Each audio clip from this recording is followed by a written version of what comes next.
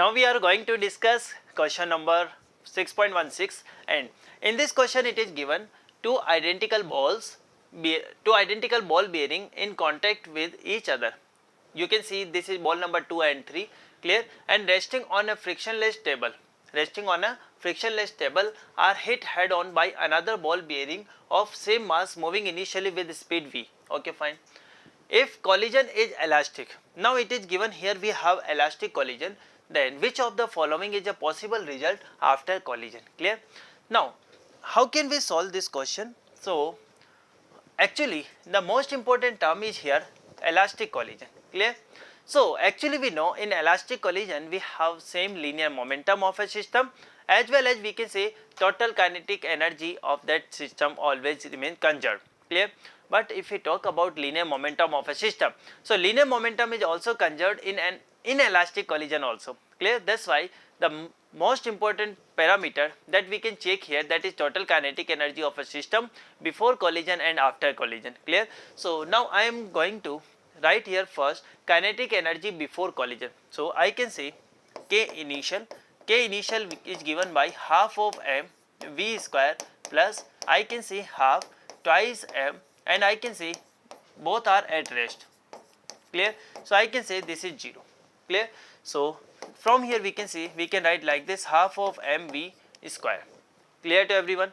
Yes. Now if we talk about different cases, clear?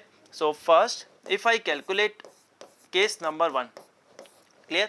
So in case number 1 I can say let's suppose in case number 1 this first particle is coming to a rest and both particle is going with the velocity v by 2. So at that time you can say 1 by 2, I am writing here k final. Clear? So 1 by 2, I can say kinetic energy due to number 1 is 0.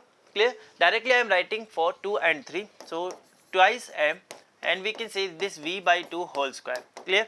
This is v square by 4, and I can say this one is cancelled out, or you can also write like this 1 by 2 m. Here we can write this is v square by 2. Clear? So from here we can say this is 1 by 4 mv square. Clear? So in case number 1 you can see that final kinetic energy is not same as initial kinetic energy. Clear? It means we can say case number 1 is not possible. Clear everyone? So this is not possible. Now we are going to check case number 2nd.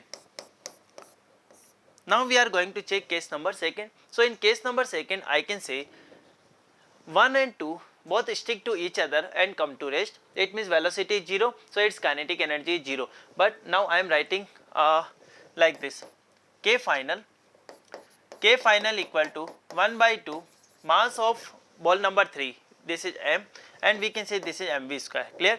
Now we can say yes, in case number 2nd we are getting final kinetic energy same as initial kinetic energy. Clear? It means definitely I can say this case is possible for an elastic collision. Clear? Now let's check case number 3rd also. Clear? Now so we can say in case number 3 again I can say that if we calculate here final kinetic energy, in this case it is given all the 3 balls are stick together. Clear? So we can say 1 by 2, I can say thrice m, and this is v by 3 whole square. Clear? So we can say 1 by 2, this is thrice m. Clear? And this is v square by 9.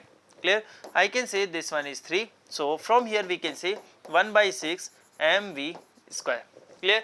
So I can write here that initial kinetic energy is not equal to final kinetic energy. Clear? It means I can say again here we are not getting elastic collision. Clear? So I can say only case number 2 is possible, other cases are not possible. Clear to everyone?